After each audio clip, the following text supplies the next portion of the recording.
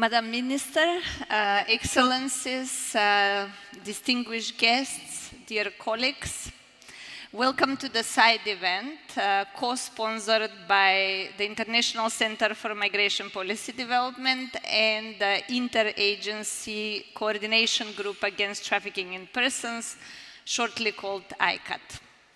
ICAT is a policy forum that is mandated by the UN General Assembly to coordinate efforts on trafficking in persons among UN agencies, but also with other international organizations and regional organizations.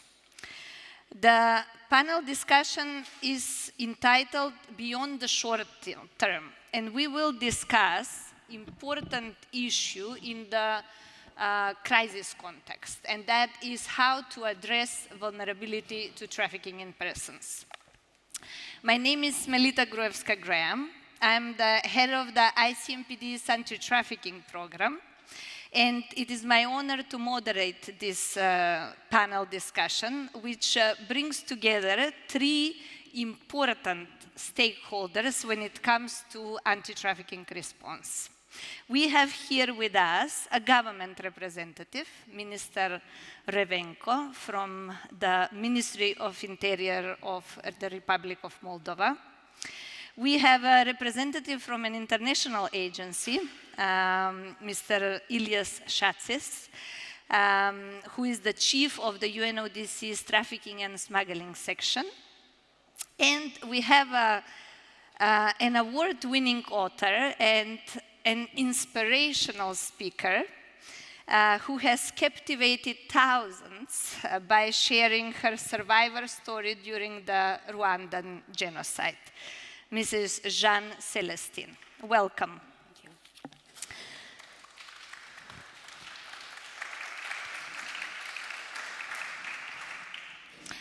Dear panelists, we have only 35 minutes today to hear your views on, firstly, the short-term but yet critical measures to be addressed on the onset of crisis in order to prevent trafficking in human beings or to prevent vulnerabilities to trafficking in human beings.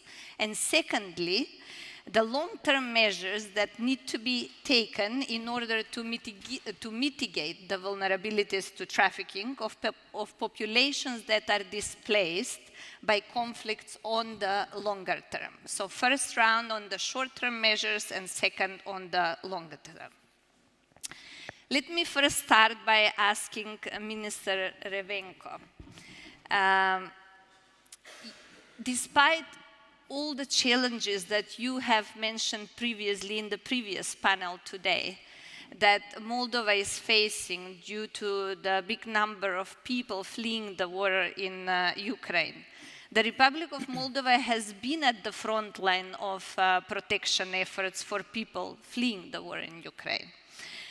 Could you please tell us what did Moldova put in place to prevent and to ensure early identification of victims of trafficking among the displaced people from Ukraine? Thank you for organizing this side event. I must tell you instantly that, and I think I'm repeating myself, I mentioned this in the morning session, that there are two specific advantages that we have that work naturally as a preventative factors. We speak the languages, both the refugees and the Moldovans that open the hearts and the houses. We speak the languages, and we know, those who work in the anti-trafficking community, how the language can be both a barrier but also a favoring factor when it comes to recruiting or exploitation or inability to access services or information and so on. But also the still close connections that we have to each other.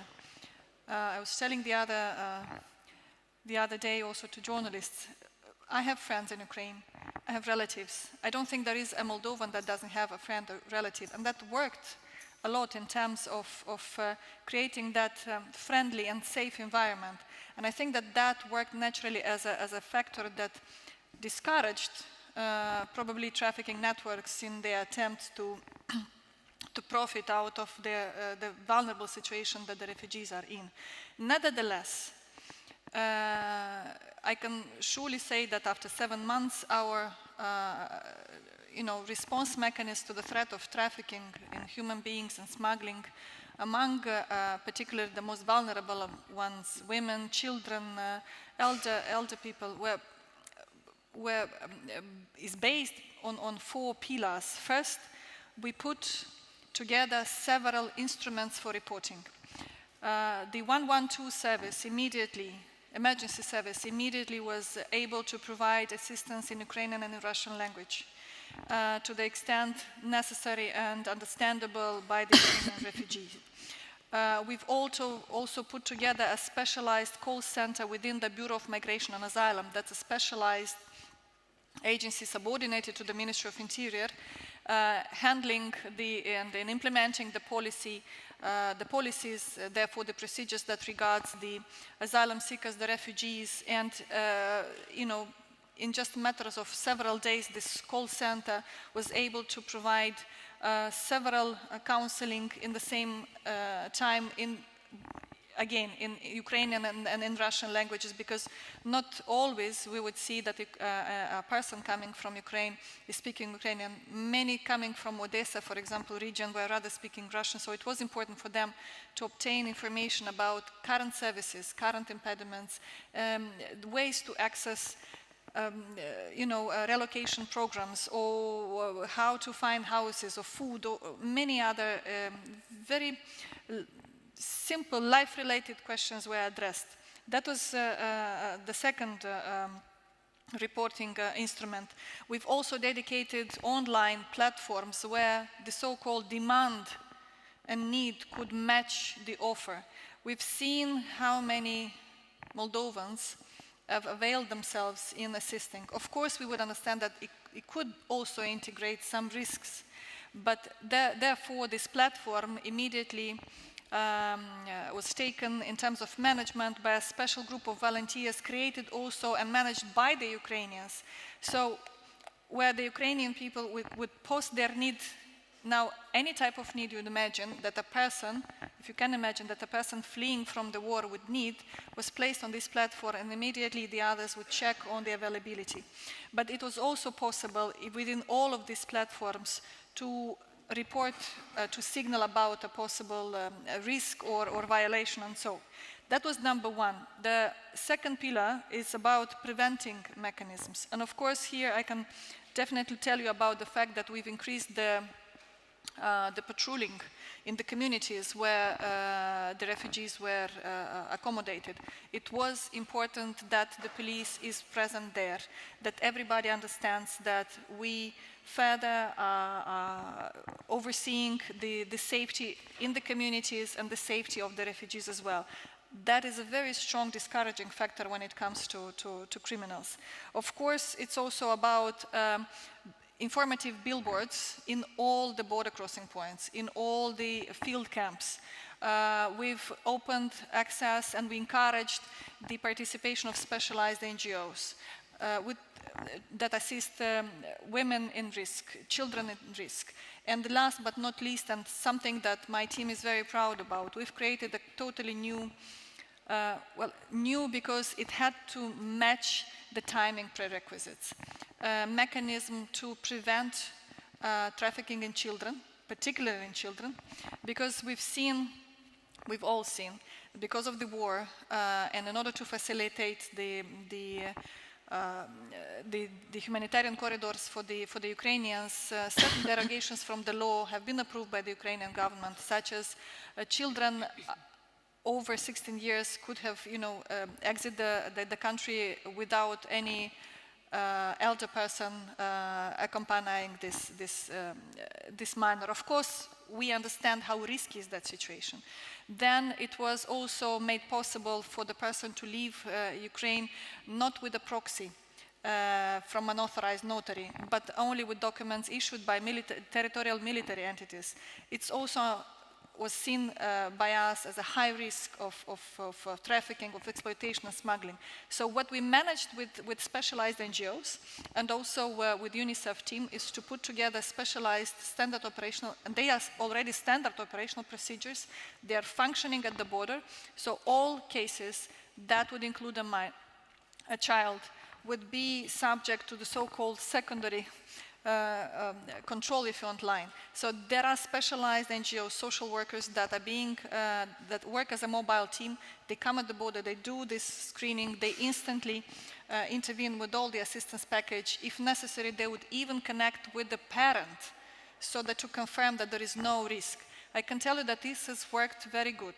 We had several cases signaled to us by parents stationing in Ukraine whose fathers are at war, that they are very much concerned that their children have been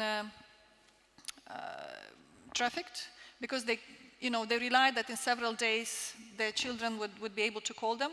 It didn't happen, and because they created a group of children from different families, accompanied by a person not knowing to them, they're very much worried about. We managed to pull together an international team and jointly with the Interpol managed to even trace that case up to Germany. I was just looking on my right to see the colleague, to Germany, and to really spot them exactly to where they end up in the destination, facilitate the registration with the social protection system so that we secure that they are not being trafficked. This is something that I was telling you the team is very proud of. But last pillar, I don't want to take too much of your attention, the last pillar, which we found very, very important, is to organize the so-called solidarity events. It is very important that we all understand, from small children to elder population, in even remote communities, that we stay solidar, that they are not strangers, that they are not foreigners, that they are not, criminals, they're not a threat to them. If suddenly, in a community, in a village, suddenly, 10 families, appear, they speak a language that not necessarily the others were speaking. So in order to reduce this sort of threat and anxiety and, the fear from the unknown, we have encouraged, along with NGOs, but also the Ministry of Interior has organized many events dedicated to children, to their families, where we also involved the local communities so that they get to know each other, so that we all feel all live this feeling of support, that we belong to the same place that is called home, and home is safety. So this pillar of solidarity events, it proved to work. So this is something that we'd strongly recommend. It's not about legal procedures. It's not about just phone calls. Yep. It's not about teams. It's about helping the communities truly embrace the refugees. And that would further work as a self-preventative measure, self-identification. They will start to help each other even by signaling that something is wrong. So who is the true stranger and not?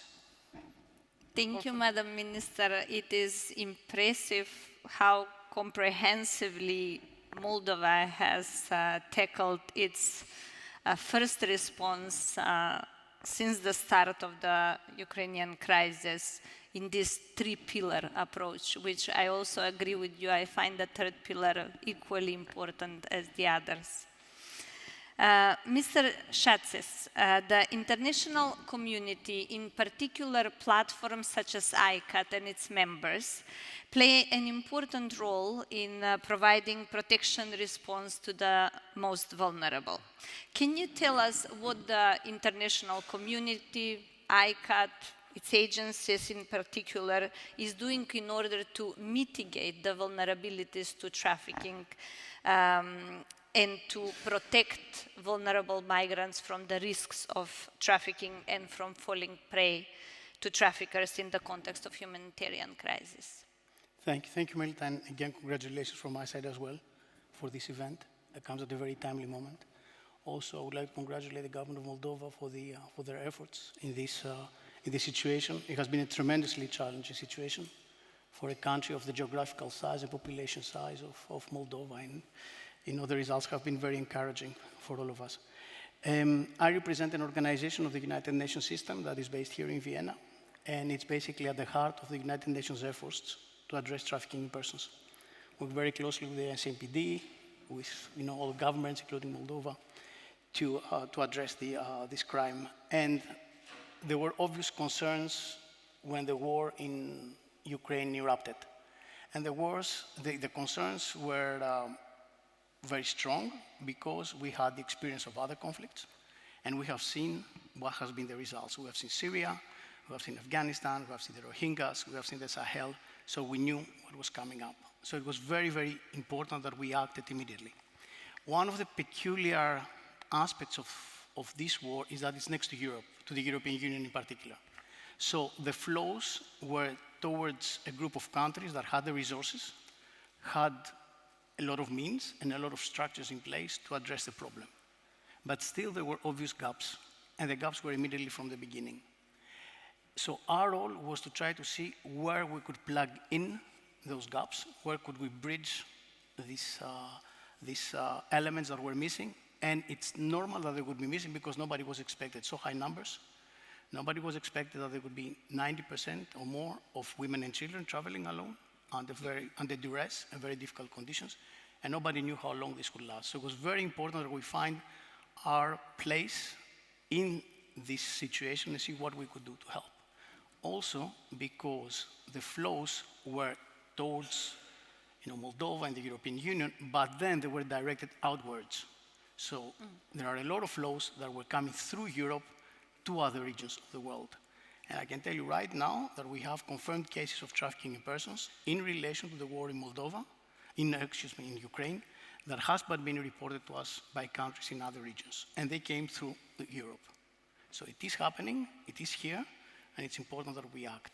Now, what did we do? The first thing that we need to do as UN was to try to see, as I said, what could be to raise the awareness about the danger, and to bring to the forefront the importance of dealing with trafficking. Everybody was concerned, and rightly so, about humanitarian needs of these people, how to clothe them, feed them, shelter them, address immediate needs. But we insisted that trafficking and exploitation should be at the back of everyone's mind whenever they were dealing with these people. So we were one of the first ones that issued awareness campaigns. We issued a joint press release. And I'm telling you, this is a group that brings together 31 agencies. It's not easy to come together and agree on a one-pager that is of the satisfaction of everyone and covers everyone's mandates. So it was very important that we get it out, we got it out, and then we use this platform to support more operational taskings of the UN system outside, of course, the context of Ukraine, like Ukraine itself. And there is a regional platform, which is jointly led by IOM and UNODC together with UNHCR in Europe. There is also the humanitarian cluster, which is operating within Ukraine. And there are also specific tasks that specialized agencies within the UN are doing, like ourselves. So we're now entering into discussion with Ukraine about what we can do in the country. But we're also working with other countries to strengthen their capacities. The special representative of the Secretary General on sexual violence in conflict was very quickly, in May already in Ukraine. She signed an agreement with the government of Ukraine on what the UN and her office could do.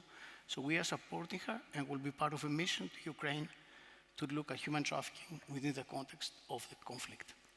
So despite the fact that we all say we need more cooperation and it's at the core of what we do, it's still missing. And it's amazing how sometimes simple things in cooperation between countries are missing, despite all the resources we put, despite all the efforts we do. And I think this is because, and I was talking to one of the participants in this conference yesterday over dinner, because I was asking that question, and her response was that it's because trafficking is not yet considered a threat, a security threat. And I think this needs to change. If on human trafficking, we're doing the coordination we're doing on drugs or even on terrorism, the results would have been different. And I think the situation in Ukraine, of the war in Ukraine, is a test case for our confidence that we can do something and our determination to really do something. From the UN side, as I said, there's a lot of efforts within the country, in Ukraine, and there's also a lot of efforts around Ukraine, but also beyond Ukraine, to other regions that actually see victims coming to them. And these are victims of sexual exploitation. These are children for illegal adoptions. But we also have a case of trafficking for organ removal that has been reported to us. So it is actually really happening. So thank you so much. Thank you, Ilias, and thank you for pointing out the most important issue of cooperation. I think that it was mentioned by many other speakers in the previous panel discussions, and this is basically the only way to go also when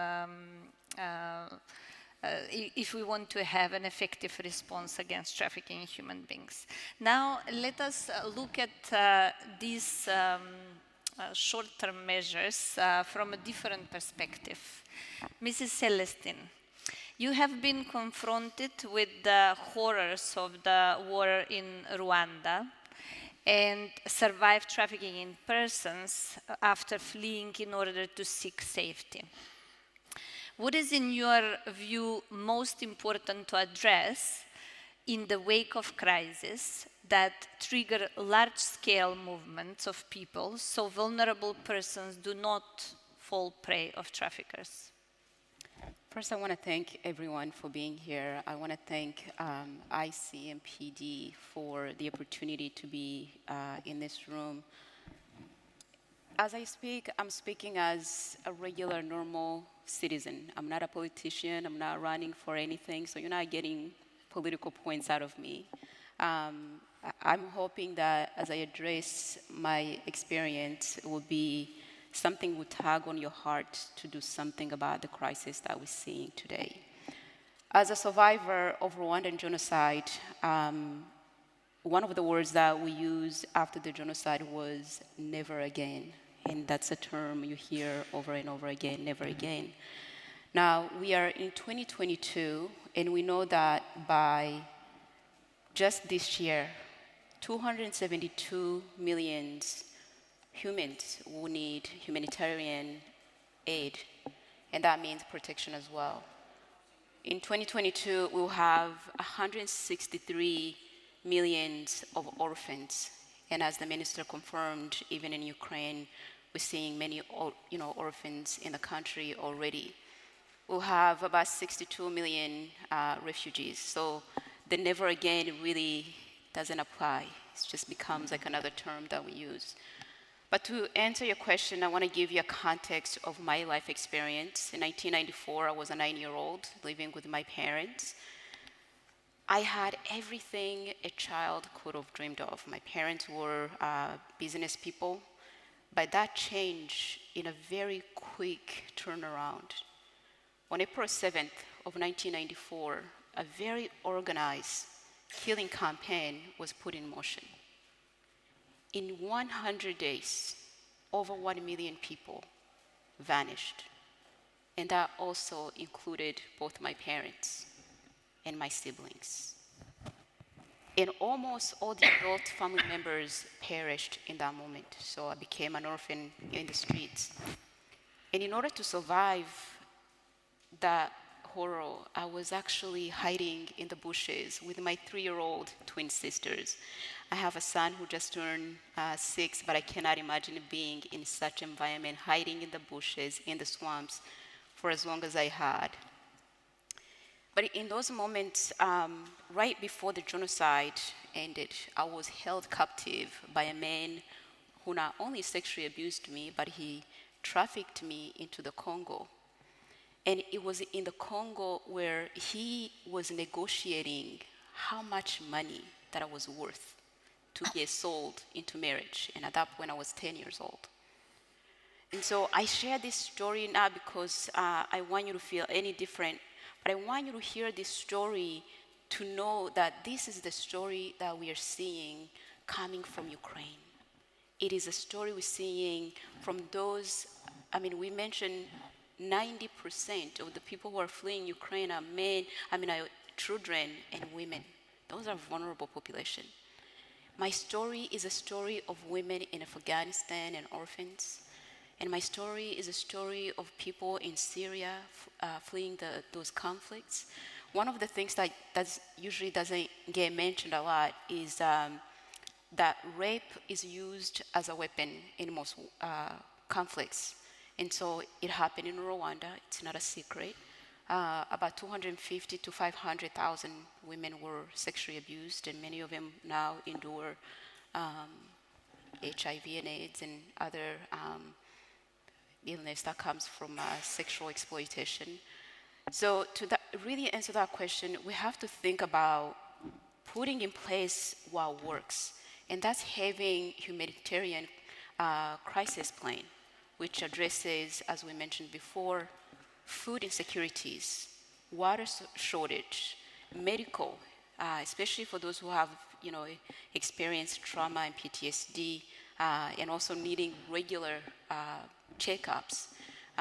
So those are like the first one. The second one, and I get in trouble saying this, and I hope I'm not getting any mean tweets after this, I really advocate for immigration and asylum reform that is more humane, that embodies humanity. Because a lot of times, and again, I'm not running for anything, but we need to really reform this immigration to our families that are fleeing from this war zone, that are coming to your borders, that are coming in your countries, to have that embodiment of humanity and dignity. And the third thing that I want to address is like really to give the survivors, and this is a term that I want everybody to start changing. Instead of referring to them as victims, they are survivors.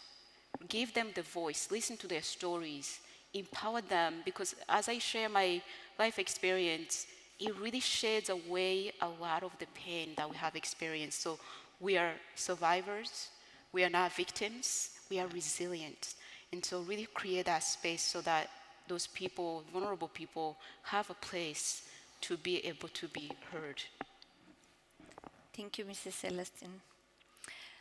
Now let's look at the measures required on the longer term, but we have very little time left. So we need to shorten the response time for this. So let's say we have only 2 minutes for our responses this time. So, Madam Minister, you mentioned that currently there are 80,000 people still in Moldova. We don't know whether more will come. Maybe some of them will leave Moldova, but for sure, number of people will remain in Moldova. So my question is, what is being done or what is being planned to mitigate the vulnerability to trafficking of this vulnerable population in a long-term perspective, not only look at ad hoc short-term measures? As of February 24th, we've announced the state of emergency throughout the entire country.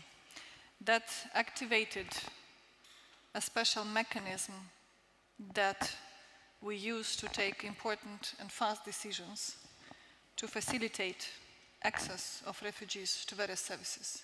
Speaking about the vulnerabilities and a way to address long-term vulnerabilities and reduce the risks, it's about access to labor market, about access to housing, access of children to schooling. Throughout these special mechanisms, we've been able to take already important decisions and facilitate by simplifying the access to this kind of services. So now we already have hundreds of women who are employed, and more are looking for employment opportunities. Throughout these 7 months, we've put together all these important decisions have been taken. We've analyzed the way they worked, and they were put at the basis of the temporary protection plan that the governmental team is almost at the final stage of approbation. So hopefully by the end of this month, we already have a fully set in place plan nationwide with all the necessary provision regarding all aspects of life of refugees, so that once approved, with the support of international organizations and support through the resources that have been allocated also by other countries in support of the integration of the refugees, we will be able to implement the measures provided by this plan, and therefore secure the necessary safety environment for the refugees. This is on the one hand. On the other hand, what I wanted also to offer you as a food for thought. Again, something that we were discussing back in the ministry. What if we would have a similar response mechanisms to security and migration as the one we have in disasters? What it would have been as of February when the war started if we were to have that kind of capacities to respond as in case of the fires in Greece. It was for the first time when the firefighters in Moldova immediately upon the request in 24 hours were able to put together a team and go there. Same we did with Romania that was struggling with COVID, as we all were. This is the kind of mechanism, response mechanism that I'm talking about, and I was trying to deliver this message also in the early session. These are the threats that go far beyond the agenda of a country. These are the threats that concern the security of us all, not certain communities, not national agendas, and not just national borders. Is there a time that we look at the security and migration far from the traditional ways we analyze, see the way they influence us all? Maybe it's time that we have this kind of flexible, quick, adaptable, complex response mechanism as we used to already have them, like I said, in disasters, because we are used already to understand that we are so much connected, we are so much dependent on each other when it comes to natural or technological disasters. Maybe it's time to also admit and recognize that there are also other type of security needs stemming from other threats that this war in Ukraine, that the Russia has by opening the war in Ukraine, has generated. Yeah. This is not an easy talk, not a 5-minute talk, but it's time for us to ask bold questions and all of us to unite around this kind of discussions. This is at least what we feel back in Chisinau. Again, when I say Chisinau, imagine that it's just 25 minutes away from Chisinau for me to go to the administrative line in Transnistria, and we do hear and see what is happening in Ukraine. And this eminency of action I'm trying to bring from Chisinau here in Vienna. Thank you, Madam Minister. Mr. Chatzis, very shortly, from your perspective, what do agencies and platforms such as ICAT recommend governments should do in the longer term to mitigate vulnerabilities to trafficking for those populations that are unlikely to return on the longer term? Thank you. Before replying, I just want to say how thankful I am to Jeanne for taking the time to come here, and really how humbled I am by her readiness to really share her story. And when survivors speak, we should listen very, very carefully to what they say. So thank you so much for that. Now, what should we do? I think the measures that have been taken in the war in Ukraine should be the measures that we should take in other types of conflict. And I really want to see whether this is the case, and I really want to see this happen. Identification of victims as a priority among refugee populations and flows, the capacity to do it. We didn't do it when we had the Syria crisis. It took us 2.5 years to identify the first victims. We didn't do it in the Sahel or in the Rohingyas. It took us years to do it. We did it this time, and we should really learn from that. That's the first thing. The second thing is that we should also, make sure that victims of trafficking that have maybe violated some administrative procedures by entering the country, if there is no opportunity to come in like it is now from Ukraine, are not criminalized for this, are not punished for this, and that there is what you called humility and humanity towards them in the asylum processes and in the way the victims are treated. So for me, if we can replicate the good things we did in Ukraine, in other conflicts, I think we have a lot to benefit from. Thank you. Thank you, Mr. Chatzis. Ms. Celestine, the last question. Your experience as a survivor of trafficking and successful integration in your current host country. What have you found the most helpful and that, in your view, reduces the risks of trafficking in human beings for vulnerable migrants who are likely to stay in their host country on the longer term? I'll answer the question really quickly because of time. I really believe that, just like Nelson Mandela says it so well, is that education is the most powerful weapon that we can use to change the world. So when you have refugees who are coming in your home country, or when you have people who have been abused, one of the things I feel like that is empowering is education. It really, it opens so many doors of opportunities for them to integrate in a new country. You're teaching them the new language. You're giving them the tools to be able to adjust in this society that they eventually will call their own home. I was in a meeting with President Bush just recently, and with young professionals, and one of the questions that they asked was really, how am I there? And my response to that was, it wasn't anything else. It wasn't because I survived the genocide that I'm actually sitting on stage with the former president of the United States. It was because I was able to have that education, to be able to tell my story. Refugees have stories within them that they cannot even share. But when you open that door of education, it really changes the game. The other thing that I advocate for is, for sure, mental health. To really address trauma and PTSD is a long term.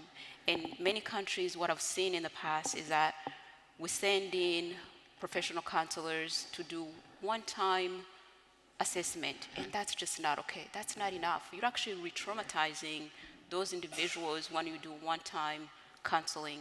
They need regular, ongoing assessment to shake hands and say, how are you feeling?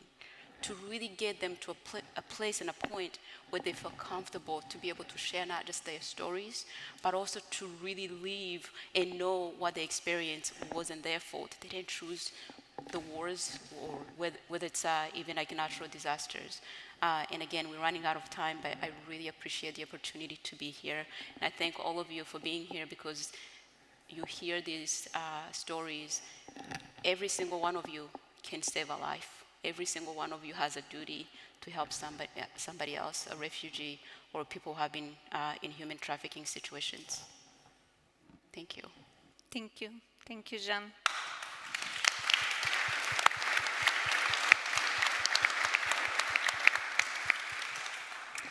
Dear all, we have initially planned a questions and answers session. Unfortunately, we would have to skip it because we ran out of time.